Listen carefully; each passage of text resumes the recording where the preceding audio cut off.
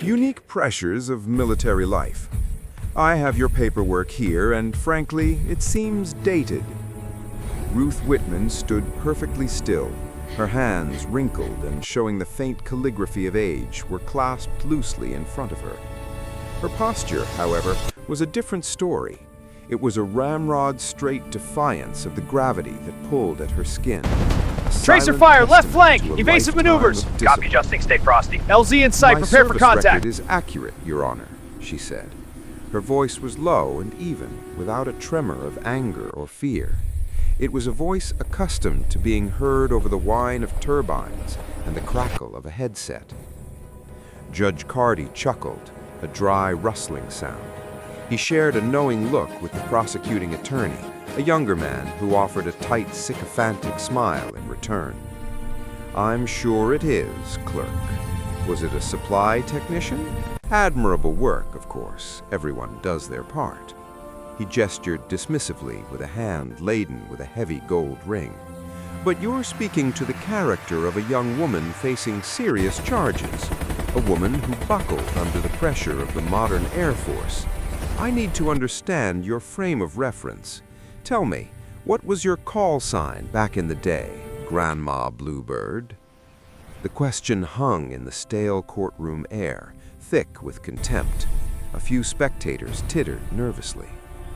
Airman Davis, a young woman barely 20 years old, hunched her shoulders, her face pale with shame. She had looked to Ruth as a lifeline, and now that line was being mocked, sawed through by the judge's casual cruelty. Ruth's eyes, a pale, clear blue, met the judge's. They held no malice, only a profound, ancient stillness. "No, Your Honor," she said, her voice unchanged. "It wasn't." The judge waved his hand again. "Fine, fine, let's move on from the war stories." He picked up a sheath of papers. "Ruth submitted testimony.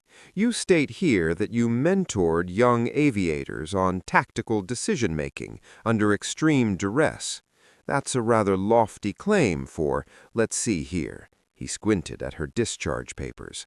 "A career that began when women were, shall we say, not exactly in the cockpit of a fighter jet." "I didn't fly fighter jets, Your Honor." "Ah, there we have it," Carty said, slapping the papers down with an air of finality. "So you were ground support, a logistics officer, perhaps? I failed to see how that qualifies you as an expert on the psychological state of a modern combat controller." "I'm not a combat controller," Ruth replied evenly. "I worked with them." The judge was losing his patience. The woman's calm was more infuriating than any argument. It was as if his words, his authority, were pellets bouncing off invisible armor. He wanted her to be flustered, to be cowed. He wanted her to be the confused old woman her appearance suggested. "You worked with them," he repeated, his voice laced with sarcasm. "Doing what, precisely? Serving them coffee? Filing their after-action reports? Mrs. Whitman, this is a veterans' treatment court. We deal in facts and realities, not in faded memories of bake sales at the Officers' Wives Club." Across the courtroom, sitting near the side door, Bailiff Miller shifted his weight. A retired Air Force Master Sergeant, Miller had spent 25 years in security forces, from the deserts of Kuwait to the mountains of Afghanistan. He'd seen his share of colonels and generals, of blowhards and true leaders. He'd been watching the old woman, not with pity, but with a growing, nagging sense of recognition.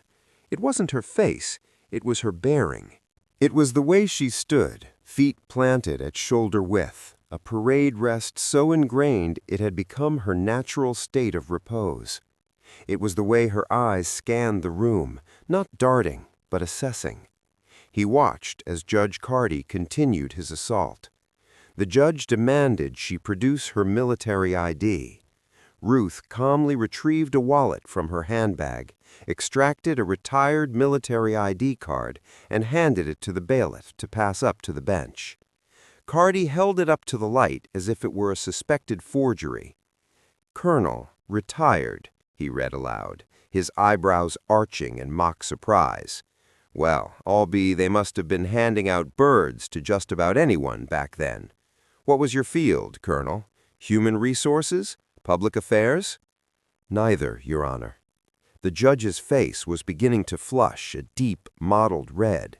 This quiet, gay-haired woman was making a fool of him through her sheer refusal to be dismissed.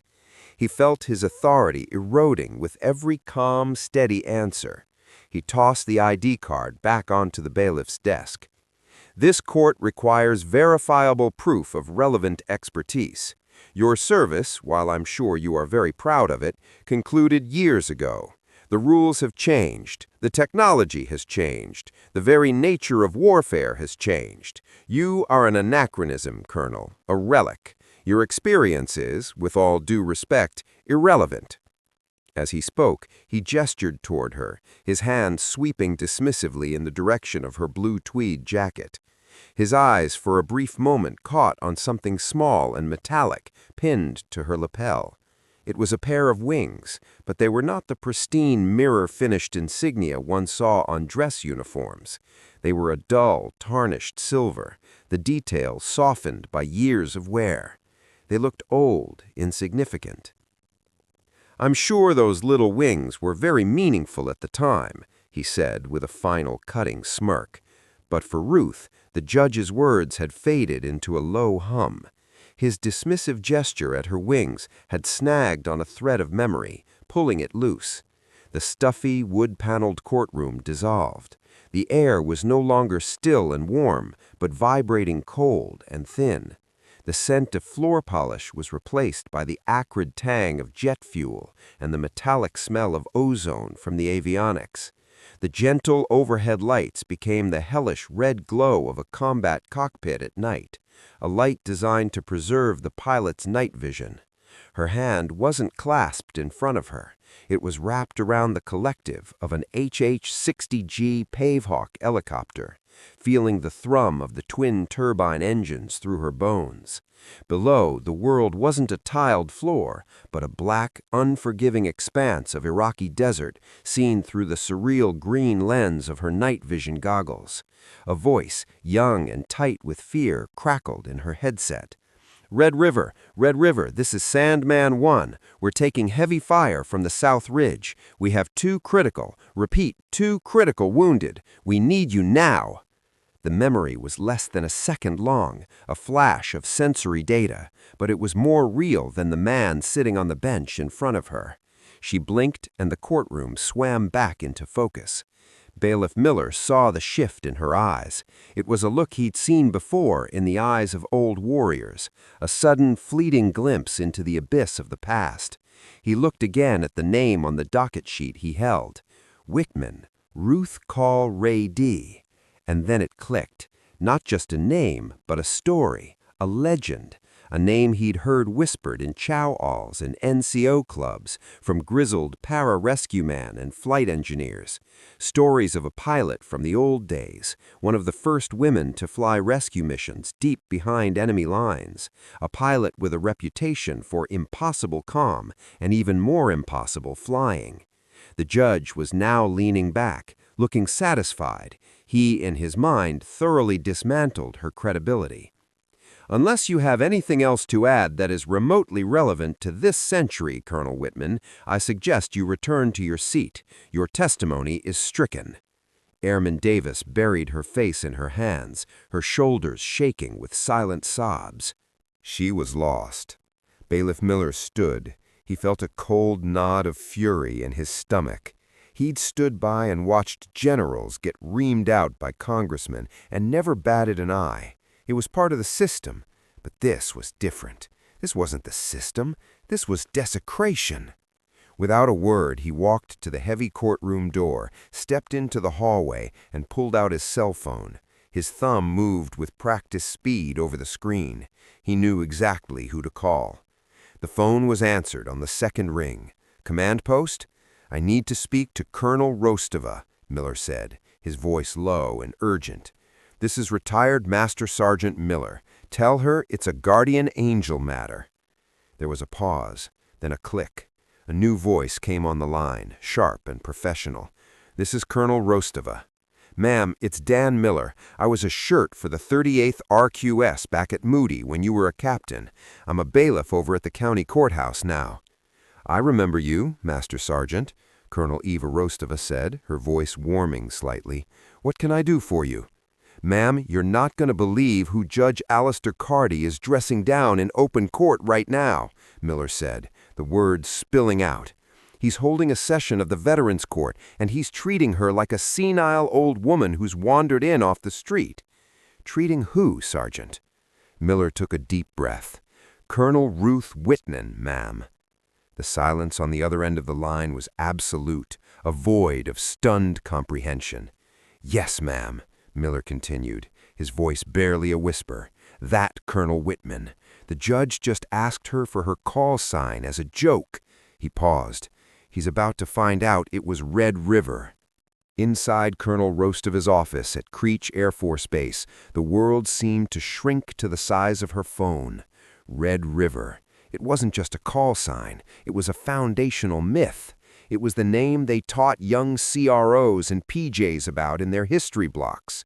It was the standard against which generations of combat rescue aviators had measured themselves. She muted the phone for a second.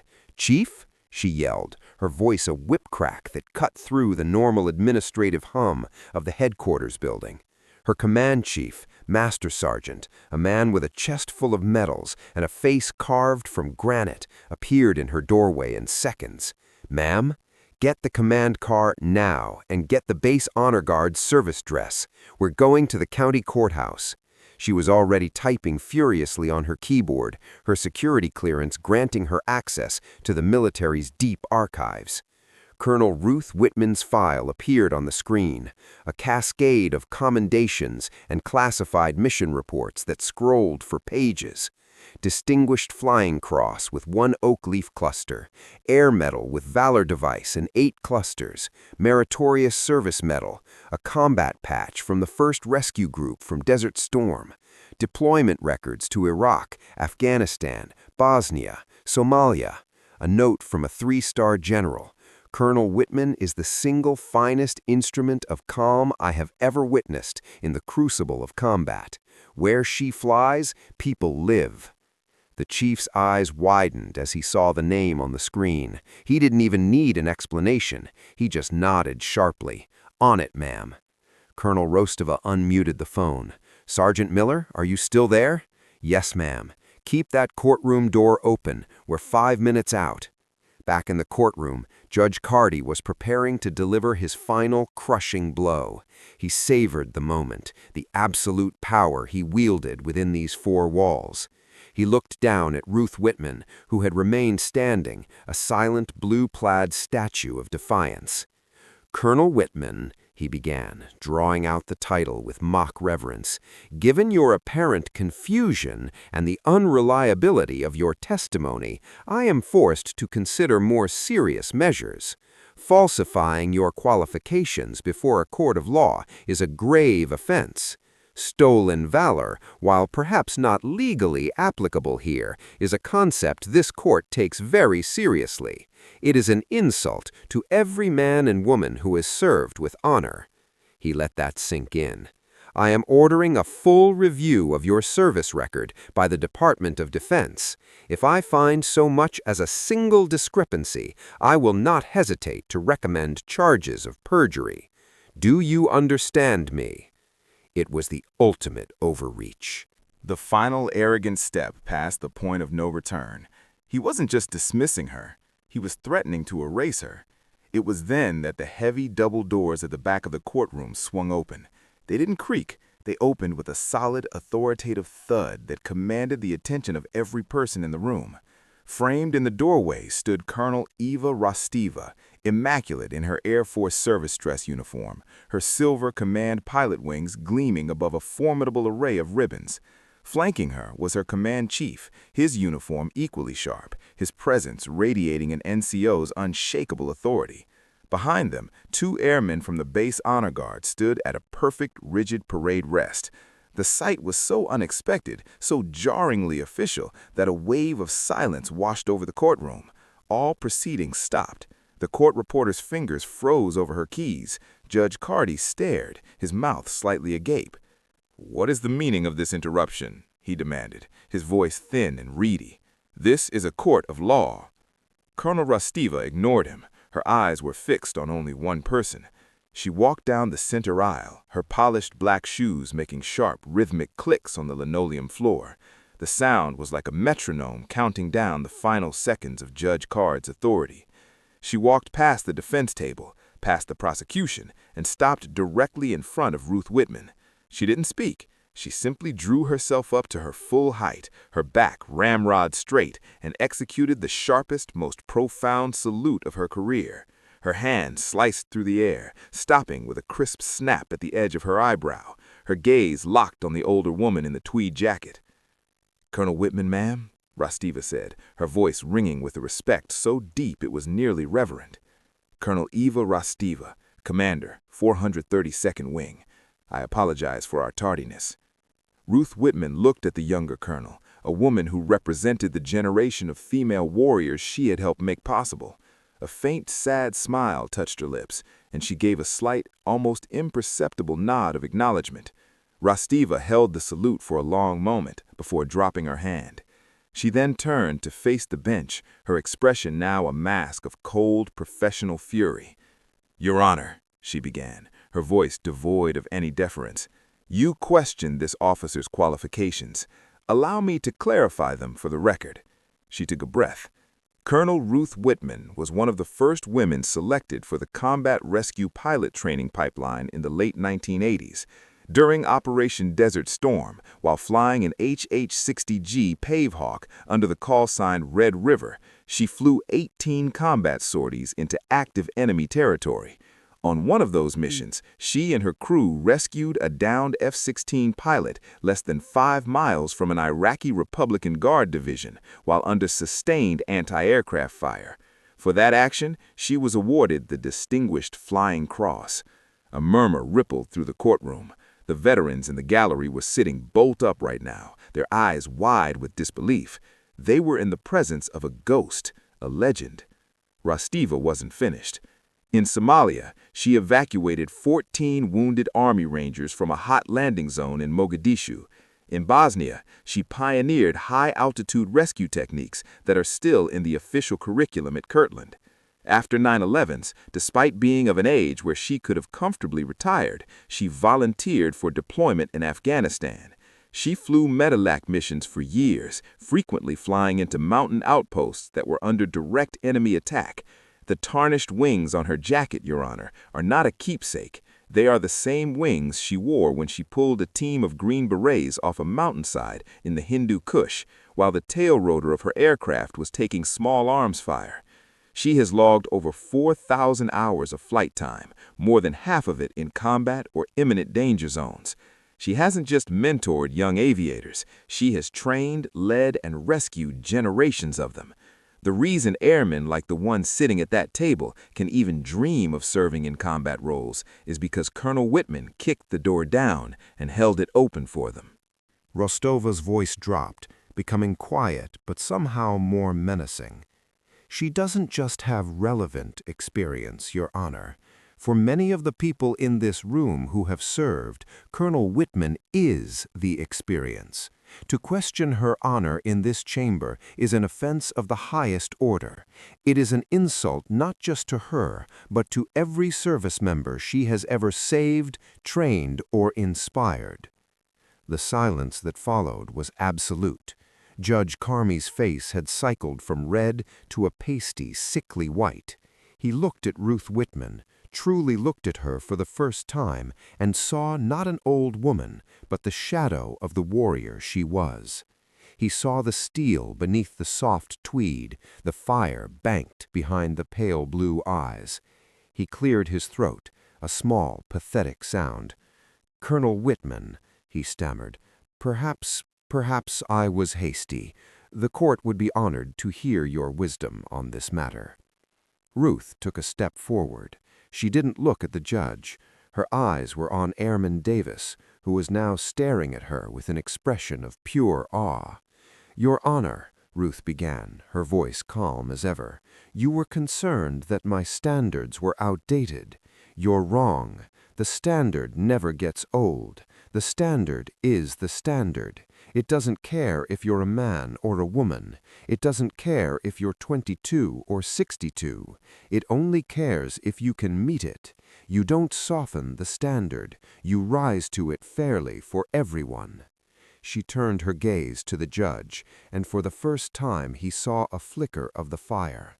Experience doesn't expire with youth. It's calcified by it. Gray hair doesn't mean you've gone soft. It means you've survived the things that broke other people. It means you've learned the difference between a crisis and an inconvenience. It means you know that the most important piece of equipment you will ever carry into a fight is the person standing next to you. As she spoke of the fight, another flash, this one sharper, more visceral. The world became a maelstrom of green-tinged chaos through her night vision goggles.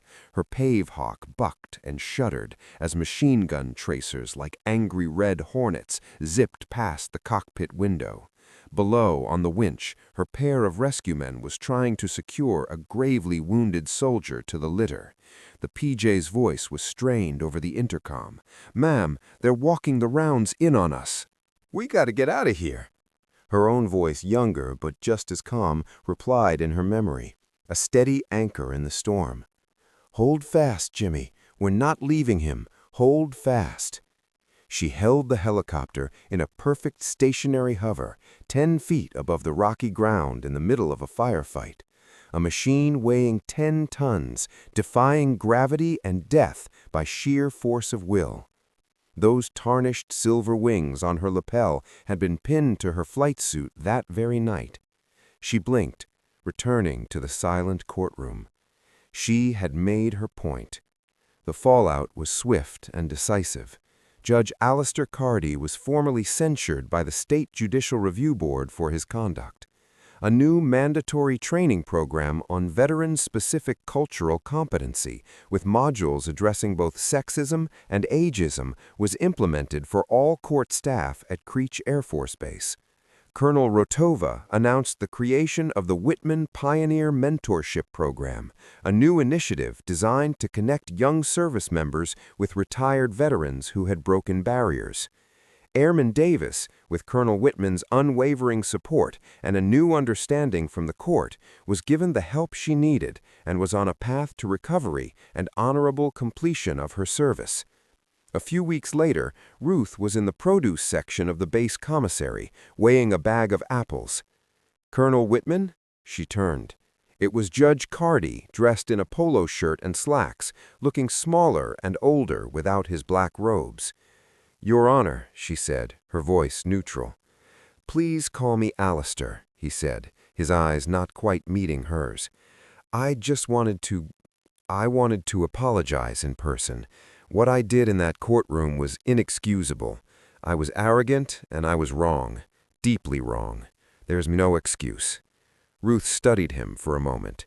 She could have been cold, dismissive. She had earned that right. Instead, she offered him a small measure of grace. "We all have our biases, Judge. The important thing is what we do after we're forced to see them." She paused, then added, "I once had a young flight engineer I thought was too cocky, too sure of himself. I almost had him reassigned. A week later, he was the one who jury-rigged a damaged fuel line with nothing but a strip of rubber and some zip ties and got us home. He taught me that you don't judge the book by its cover, but by how it holds up in the storm." The judge nodded, humbled. "Thank you, Colonel. Thank you." He walked away, a man carrying a new and heavy lesson. Ruth turned back to her apples, her mission for the day complete. A moment later, a young airman approached her, a woman with bright, eager eyes and a single stripe on her sleeve. "Colonel Whitman, ma'am? I'm in the new mentorship program. I just wanted to say thank you for everything." Ruth Whitman looked at the young woman, at the future of the Air Force she loved, and she smiled, a genuine, warm smile that reached her eyes. "The honor is all mine, Airman. Now tell me, what's your story?" If you believe the quiet heroes among us deserve to have their stories told, subscribe to She Chose Valor. Share this story to honor the women who served in silence, and hit the like button to ensure their legacies are never forgotten. Join us for more stories of courage, resilience, and valor.